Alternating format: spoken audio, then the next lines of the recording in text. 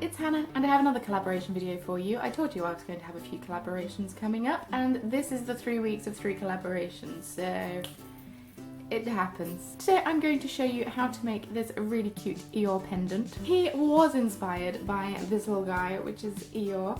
It is a Tsum Tsum, which is by Disney, and they're just really cute and squidgy and adorable.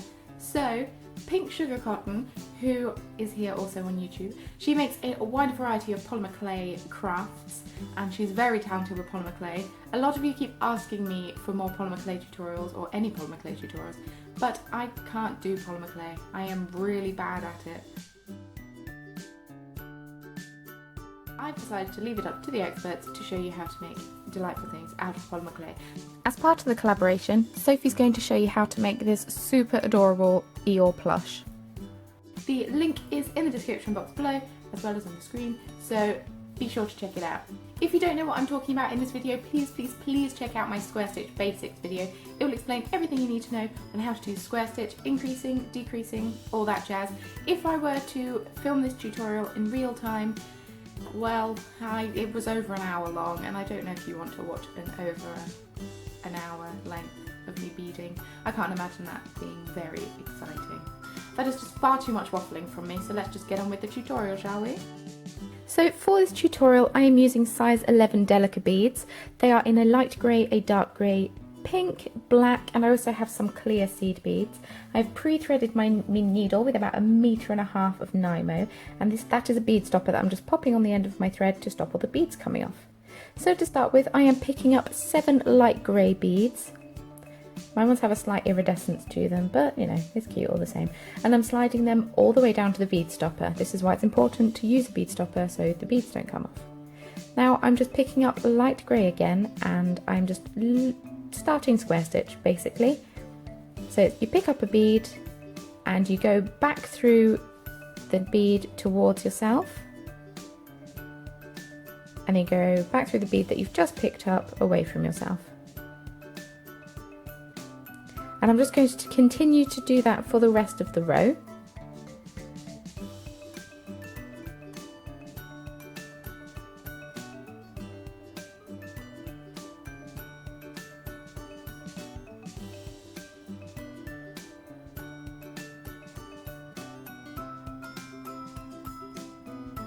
So now I'm just finishing off that last one, and we need to increase on each side, but as you've seen in my square stitch basics video, you can only increase one side at a time.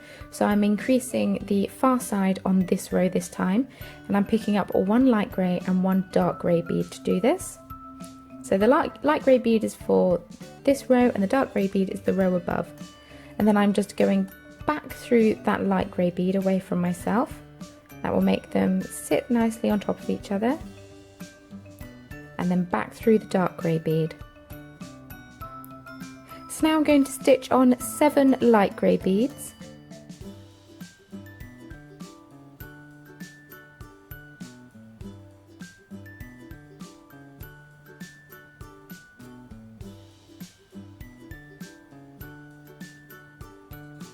And just finishing off that last one there.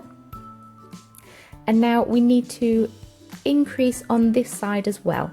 So I'm going to pick up 1 dark grey bead and 1 light grey bead and slide them down. Now I'm going to go back through the dark grey bead away from myself and scoot that down. And then it isn't quite attached, so I'm going to go through the light grey bead and the bead directly next to it, which is also light grey, go up through the bead directly above it and back through the dark grey bead. Wonderful. So now we need to increase on this row as well. So I'm picking up 2 dark grey beads, and this is for this row and the row above. Then I'm going back through that dark grey bead and scooting that down. And back through there. Now this one's a bit confusing. So we're doing a light pink bead. This is for his cheek.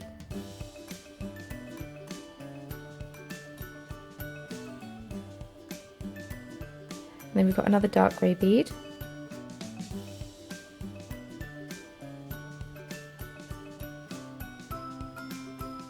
Now we've got a black bead for his eye. And then I have a knot in my thread. We're not perfect.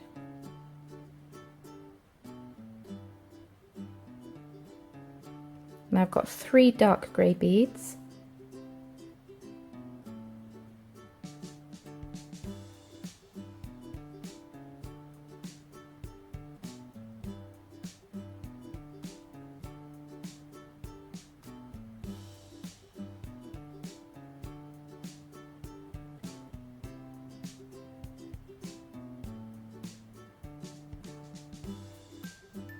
One black bead,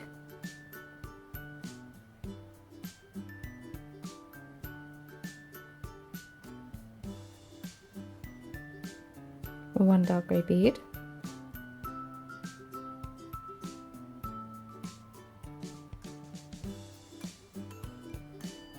and then a pink bead.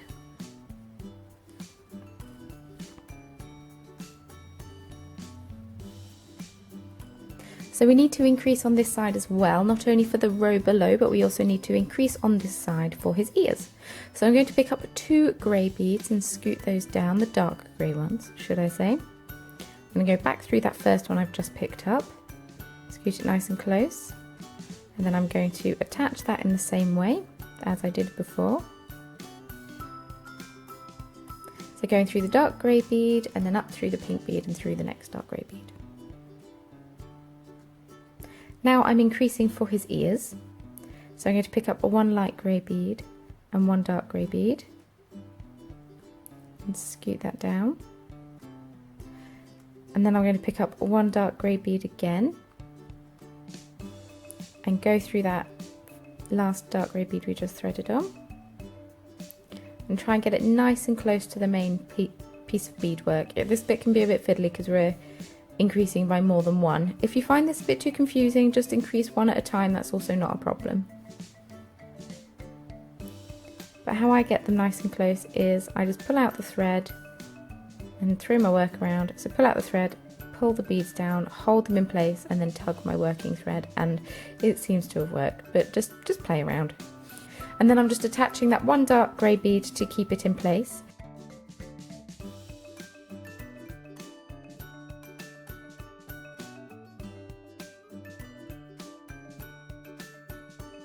I'm going to go through those 3 beads underneath, pick up another dark grey bead and pull through.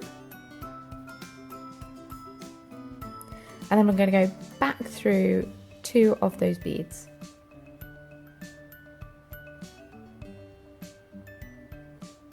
And then back through that one that we've just attached. Does that make sense? I hope so. It's very difficult to verbally explain bead weaving, but just go with me. So I'm just going to attach the rest of the row in the dark grey beads. Then I'm going to pick up 2 light grey beads and scoot them down. And I'm going to go back through that first one. And so we've increased by 1 on there. Then I'm going to pick up 2 dark grey beads and do exactly the same, so increase there as well. I don't know if you can increase on this side in groups, but 1 at a time it works and it's easy. So then I'm going to go through all of those and make sure they're nice and attached. And then I just need to attach that 1 at the bottom. So I'm only going through the light grey bead, then I'm going to go through that last dark grey bead there.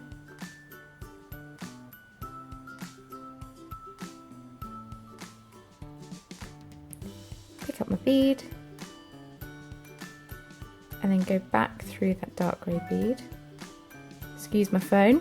I'm coming out of the cheek colour now. And then I'm just wiggling it around. I want to be coming out of the light grey bead on that row because we're decreasing again. So I'm coming out of the light grey bead and just give that other bead a bit of a wiggle. It doesn't want to sit right because of the shape of the beads, but force it, it will sit right.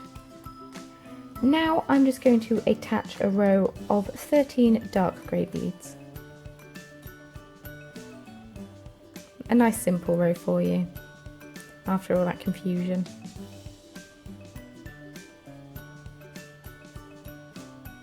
So I'm just attaching that last one. So now we are decreasing again because we're getting to the top of his head. And so I'm just sewing back underneath through some beads. Going up through the one directly above. And so you've got two loose ones on the end that you're not attaching beads to. So this row has 9 dark grey beads and I'm just going to attach those.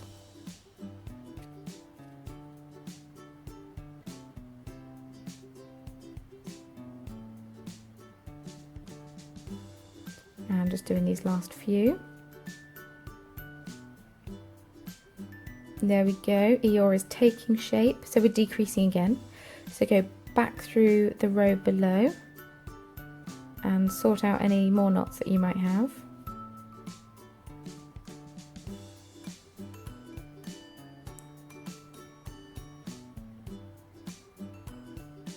And this row we are doing 3 dark grey beads to start with. I forgot to say you're coming out of the second to last dark grey bead, sorry, that's my bad.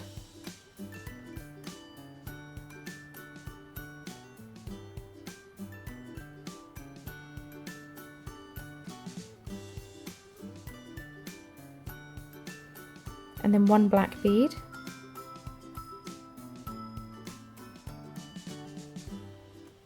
For his hair. And then 3 more dark grey beads.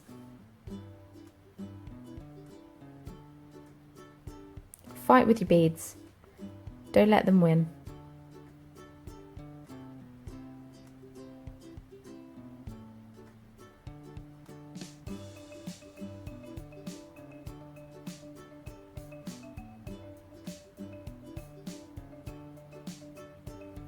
So you should have 1 bead on the end that you're not going to bead anything through. Ta-da! Now we're decreasing once more for the final row. So I'm going back through the bead directly underneath, going through 2 of those, and then I'm coming out of the grey bead next to the black bead. And then I'm just going to attach 3 black beads for the final bit of his hair. That little tufty bit. I love Eeyore, he's so cute.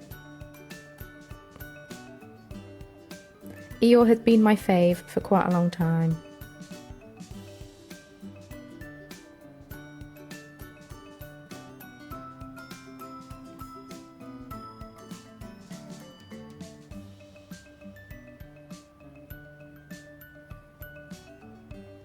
And there is the charm finished. Now what you can do is just finish your thread off, but I want to add a loop so I can attach it to a necklace. So I'm just going to come out of that middle black bead there, which just means I have to sew through my work a little bit. Then I'm going to pick up my 5 clear seed beads and scoot them down.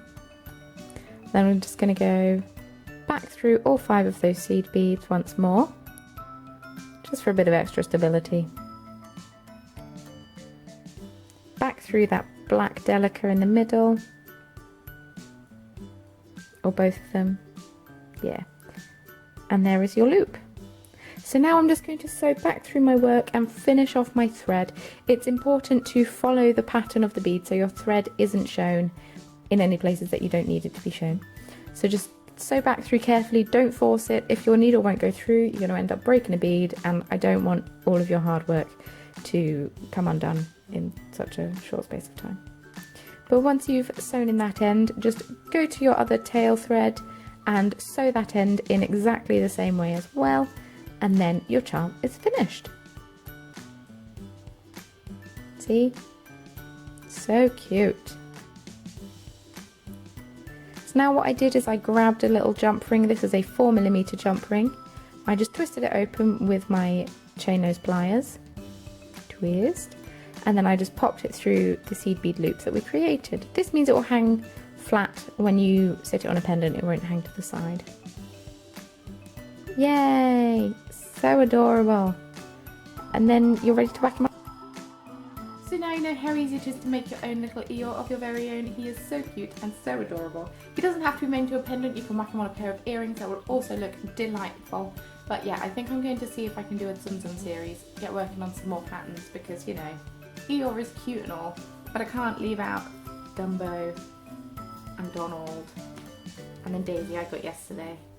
These are the 4 that I have. It's a bit sad, isn't it? I'm 24 years old. 25 this year. I should not be collecting these. And look how cute they are. Like I said in the introduction, this is a collaborative video, so please head on over to Sophie's channel, who is Pink Sugar Cotton, here on YouTube, and check out her amazing polymer clay work. It is so cute and so delightful, and oh, it's amazing. If you like this tutorial, please feel free to give it a thumbs up. Your support means an awful lot to me, and or why not hit subscribe. I post a new video here in the Corner of Craft every Sunday, and sometimes a bonus one in the week as well, just like this one here. So I would love it if you stuck around and joined the party over here in the Corner of Craft. We have a lot of fun and we dance. I always dance at this point, and I don't know why, because I'm just sat by myself in my flat having a dance, and it's really sad. If you decide to make something of your very own using one of my tutorials, I would love to see a picture of it, so please feel free to post a picture on various social media with the hashtag #TheCornerOfCraft so I can see it for myself and see how talented you all are and praise you, and it just makes me feel so good.